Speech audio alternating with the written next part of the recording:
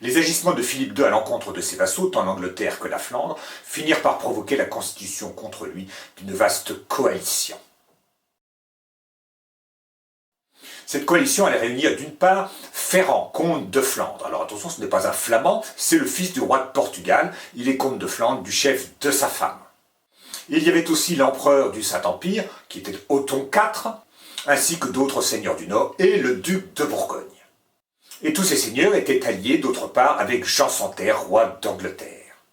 Et la coalition des seigneurs du Nord, menée par le comte de Flandre, fut battue par le roi de France à Bouvines, le dimanche 27 juillet 1214. Normalement, on ne se bat pas le dimanche, mais Philippe II n'y regarde pas de si près. Et l'armée du roi de France, qui remporta la victoire, se composait de 1300 chevaliers, mais aussi de 5000 piétons. Ces piétons sont les membres des milices fournies par les villes. C'est un fait capital de cette bataille.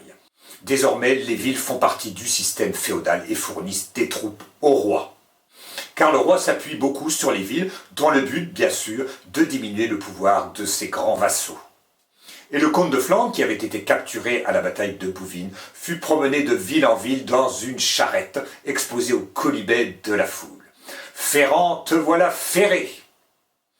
Tout cela était une habile opération de propagande pour montrer aux villes qu'elles participaient à la gloire du roi. Et cette bataille renforça beaucoup la puissance de Philippe II, qui sentit la dynastie si bien assurée qu'il négligea de faire sacrer son fils de son vivant. Mais cette bataille de Bouvines avait été précédée quelques jours avant, le 2 juillet 1214, par celle de la Roche-aux-Moines. Jean Santerre avait mis le siège devant ce château fort situé en Anjou, près de Savenières. Mais l'arrivée d'une armée commandée par Louis, fils de Philippe II, l'avait forcé à prendre la fuite. Il avait même abandonné dans sa précipitation ses machines de guerre et son trésor, le pauvre. Et c'est ce coup d'éclat qui valut à Louis le surnom de Louis le Lion. On dit aussi que cet événement est à l'origine de l'expression « filer à l'anglaise ». Et cette défaite de Jean Santerre eut une grande conséquence pour l'Angleterre, c'est que les barons anglais contraignirent le roi à signer la Grande Charte. Les rois, c'est fait pour faire la guerre, donc s'ils n'arrivent pas à la faire comme il faut, eh bien il n'y a pas de raison qu'ils aient tous les pouvoirs, d'autant plus que les barons anglais avaient sous les yeux l'exemple d'un roi de France qui usurpait constamment les prérogatives de ses vassaux. Jean Santerre dut donc signer cette grande charte qui limitait ses pouvoirs et qui fut à l'origine de la Constitution anglaise. En quelque sorte, c'est la noblesse anglaise qui défend sa liberté, tandis que la bourgeoisie française, elle est très contente d'avoir un roi tout-puissant. Jean Santerre rentra donc en Angleterre avec son armure toute cabossée, mais une fois qu'il l'eut fait réparer et un petit peu astiquer, qu'elle brilla de mille feux, il négligea de respecter la grande charte qu'il avait signée. Si bien que les barons anglais se révoltèrent contre lui, et même ils projetèrent de confier la couronne à quelqu'un d'autre.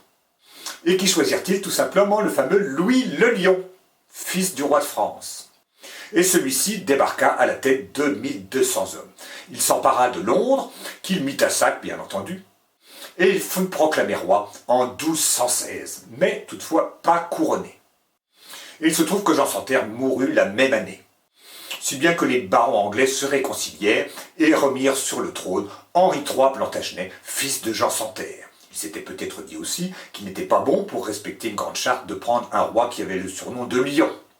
Mais Louis le Lion, justement, se trouvait fort bien là, et il n'était pas disposé à s'en aller de son plein gré. Il fallut donc l'y forcer. Et ce qui fut fait grâce à la bataille de Lincoln en 1217, que suivit la destruction de la flotte française à la bataille des 5 îles. Louis le Lion se trouvait donc à la merci des Anglais, mais ceux-ci préférèrent négocier.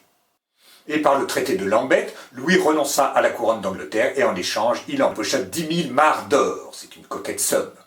Mais une fois rentré en France et devenu roi en 1223, Louis trouva un prétexte pour s'emparer de tous les fiefs du roi d'Angleterre relevant de la couronne de France, sauf la Guyenne, c'est-à-dire la région de Bordeaux, et la Gascogne. Sous le règne de Philippe Auguste eut lieu également la croisade contre les Albigeois, qu'on appelle aussi les Cathares, qui commença en 1209.